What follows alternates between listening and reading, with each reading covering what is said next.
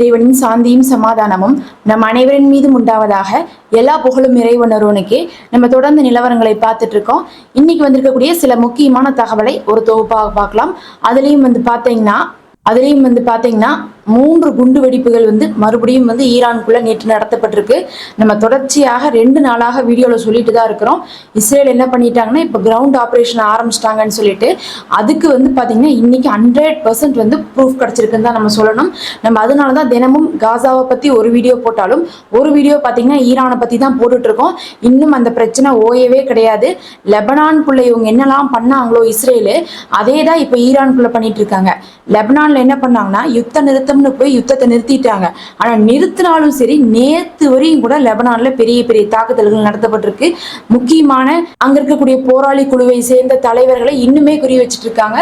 அங்க முக்கியமானவங்கன்னே யாருமே இருக்கக்கூடாதுங்கிறதுக்காகவே பாத்தீங்கன்னா பெரிய பெரிய அட்டாக்கா லெபனானுக்குள்ள நடத்தப்பட்டுட்டு தான் இருக்கு. இப்ப அதே வேலையை என்ன பண்ணிருக்காங்க ஈரான்ல ஆரம்பிச்சிருக்காங்க. ஆனா பாத்தீங்கன்னா இது வெறும் கிரவுண்ட் ஆப்ரேஷனா மட்டும் இருக்காது, நேரடியான அட்டாக்கா மாறப்போகுதுன்னு நம்ம சொல்லியிருந்தோம். நம்ம நேத்து சொன்னோம், என்ன சொன்னோம்னா சைனாட்ட இருந்து பாத்தீங்கன்னா விமானத்தை வாங்குறாங்க ஈரானு, அது மூலமாக பாத்தீங்கன்னா இஸ்ரேலை தாக்க போறோம் அப்படிங்கக்கூடிய எச்சரிக்கையும் கொடுத்திருந்தாங்க. அதோட சேர்த்து என்ன சொல்லியிருந்தாங்கன்னா IAEA நாங்க உள்ள விட மாட்டோம், எங்களுடைய ஃபர்டோடைய நிலையத்தை ஆராய்ச்சி பண்ணோம், யுரேனியம் எங்க இருக்கணும்னு தெரிஞ்சுக்கணும்னு ஆசைப்பட்டீங்கன்னா நீங்க உள்ள வந்தா நாங்க கைதி பண்ணிடுவோம்னு சொல்லிட்டு ஈரான் மிரட்டி இருந்தாங்க. நேத்து இது நடந்துருந்துச்சுங்களா? இன்னைக்கு பாத்தீங்கன்னா ஒரு பக்கம் அமெரிக்காவுடைய ட்ரம்ப் மீண்டும் பாத்தீங்கன்னா நேற்று இரவு உறுதிப்படுத்தியிருக்காங்க ஈரான் மேல தாக்குதல் செய்ய போறாங்கன்ட்டு. அதுக்கு பாத்தீங்கன்னா நெத்தன்யாகவும் பதிலடி கொடுத்திருக்காங்க. நெத்தன்யாகவும் பதில் சொல்லியிருக்காரு. என்ன நடந்திருக்குன்னு பார்க்கலாம். குண்டு வெடிப்புகள் எங்க நடந்திருக்குதுன்னு தெரிஞ்சுக்கிறதுக்கு முன்னாடி இந்த குண்டு வெடிப்பு நடந்துட்டு இருக்கக்கூடிய நேரத்துல இவங்க கொடுத்த அறிவிப்புகளை ஃபர்ஸ்ட் பார்த்துடலாம்.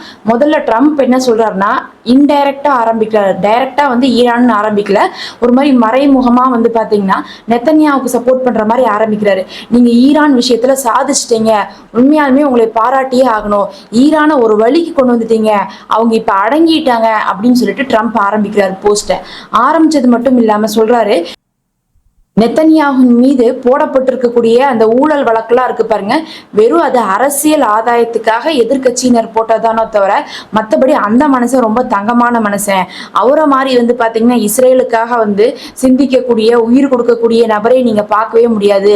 உலக வரலாற்றிலேயே இஸ்ரேலுக்கு வாய்த்த ஒரு சிறந்த தலைவர்னா அது நெத்தன்யாஹு தான்.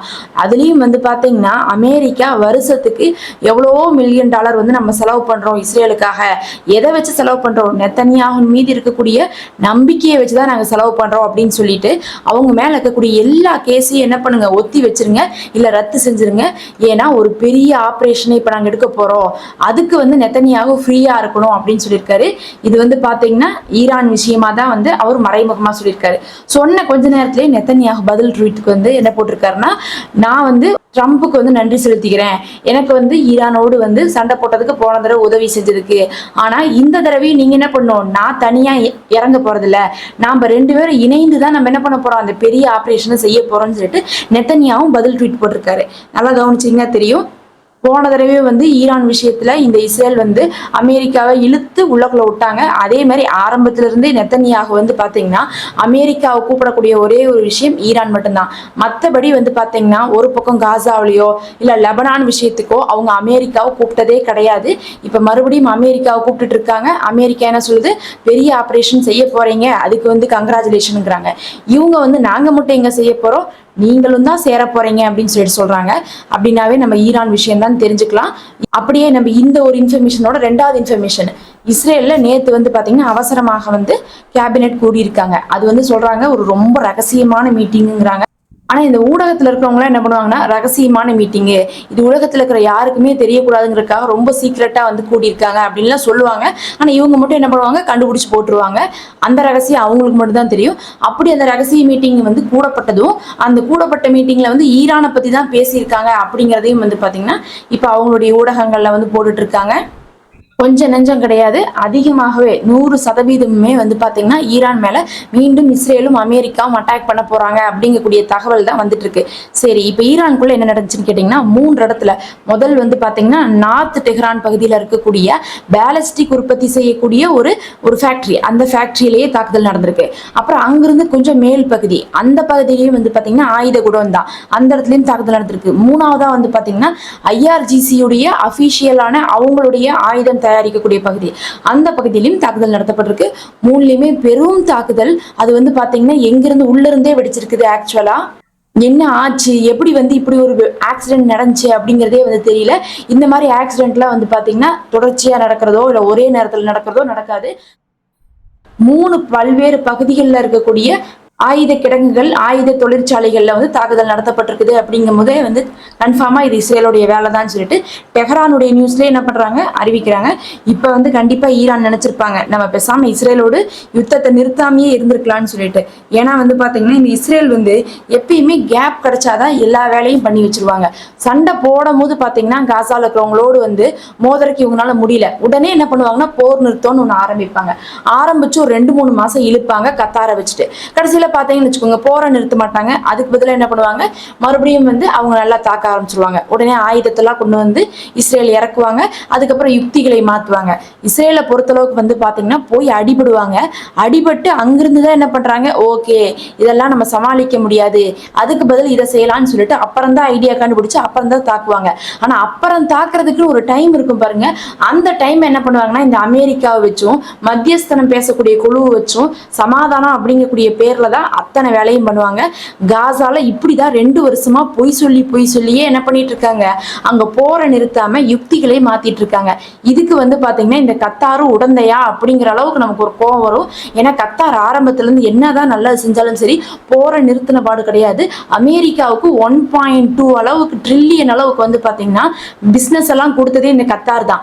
ஆனா ஆரம்பத்துல இருந்து காசாவுக்கு சப்போர்ட் பண்றாங்க, ஹெல்ப் பண்றாங்க, எல்லாம் சரி. ஆனா என்ன ஹெல்ப் பண்ணியும் போர் நிக்கல, இவனுங்க நிறுத்த மாட்டாங்கன்னு சொல்லிட்டு அவங்க செய்யக்கூடிய விஷயத்தை கவனிச்சாவே தெரிஞ்சிடும். ஒரு தடவை இல்ல 1000 தடவையாவது சமாதான பேச்சுவார்த்தை கூடியிருக்கும். இப்ப கூட வந்து பாத்தீங்கன்னா கத்தாரோட வந்து கூடியிருக்கு. இப்படிலாம் சொல்லியே இழுத்து என்ன பண்றாங்கன்னா இன்னும் போற ஜாஸ்தியா தான் செஞ்சுட்டு இருக்காங்க. அந்த மாதிரி தான் இப்ப ஈரான்ல நிறுத்தப்பட்டிருக்கக்கூடிய சமாதானமும் தொடர்ச்சியா அவங்களை அடிக்கிறதுக்காக என்ன பண்ணிட்டான் இஸ்ரேல்காரன், சமாதானம் அப்படிங்கக்கூடிய பேர்ல வந்து இந்த வேலையெல்லாம் பண்ணிட்டு இருக்கான். இப்ப வந்து பார்த்தா ஈரானுக்குள்ள குண்டு வெடிப்புகள் ஏற்பட்டு இருக்கு. அங்க எத்தனை பேர் இருந்திருப்பாங்க நீங்களே சொல்லுங்க. ஆயுதம் உற்பத்தி செய்யக்கூடிய இடத்துல நூற்றுக்கணக்கான பேர் வந்து பாத்தீங்கன்னா ஈரான்ல இறந்துட்டு தான் இருக்காங்க. இப்படிதான் லெபனான்ல தாக்கி வந்து பாத்தீங்கன்னா எத்தனையோ பேர்த்தை வந்து தினமுமே வந்து பலி கொடுத்துட்டு இருக்காங்க. ஆனா இந்த தடவை ஈரான் வந்து நேத்து என்ன அறிவிச்சாங்கன்னா நாங்க பதிலுக்கு அடிக்க போறோம் தான் அறிவிச்சிருக்காங்க. கண்டிப்பா அவங்க பதிலுக்கு தாக்குதல் பண்ணா மட்டும்தான் இந்த மாதிரியான ரகசிய குண்டுவெடிப்புகள்ல இருந்தெல்லாம் வந்து காப்பாற்ற முடியும். அதனால வந்து மறுபடியும் என்ன பண்ண போறாங்க, இந்த ரைசிங் லைன் அப்படின்னு சொல்லக்கூடிய இஸ்ரேலுடைய ஆபரேஷனை ஆரம்பிக்க போறாங்க. அதே மாதிரி ஈரான் என்ன பண்ண போறாங்க, ட்ரூ ப்ராமிஸ் 3 உடைய அடுத்த ஆபரேஷன் 2.0 தான் வந்து இவங்க எல்லாருமே மறுபடியும் ஆரம்பிக்க போறாங்க. அந்த 12 நாள்ல வந்து போர் முடிஞ்சது வந்து எந்த ஒரு நம்பிக்கையும் இல்லாம இஸ்ரேலுக்காக அவசரமா என்ன பண்ணிருக்காங்க, நிறுத்தி இருக்காங்க. இது ஃபுல் அண்ட் ஃபுல் வந்து இஸ்ரேல் ஆயுதத்தை இறக்குவதற்கும் தயாரிப்பதற்குமான டைமா தான் இருக்கு. நம்ம நேத்தே சொன்னோம் 3 விமானங்கள்ல வந்து ஆயுதம் வந்து இறங்கி இருக்குன்ட்டு. அதுவும் வந்து எந்த இடத்துலன்னு பாத்தீங்கன்னா ஈரானை எப்படி அடிப்பாங்களோ அந்த ஏர்பேஸ்ல தான் கொண்டு வந்து இறக்கி வச்சிருக்காங்க. இதுல இருந்தே தெரிஞ்சுக்கலாம் ஈரானை அடிக்கிறதுக்காகத்தான் வந்து பாத்தீங்கன்னா இஸ்ரேல் இதெல்லாம் பண்ணிட்டு இருக்காங்க. இது வந்து ஒரு மறைமுகமான யுத்தமா இருக்காது. போன தடவை எப்படி வந்து பகிரங்கமா ஒரு தாக்குதலை பண்ணி ஆரம்பிச்சாங்களோ அதே மாதிரி சீக்கிரமே ஆரம்பிக்கப்படும்னு வந்து சொல்லப்படுது. இதெல்லாம் தான் இப்ப வந்த முக்கியமான தகவல். நம்ம அடுத்த ஒரு காணொளியில சந்திப்போம். தொடர்ந்து இணைந்திருங்கள்.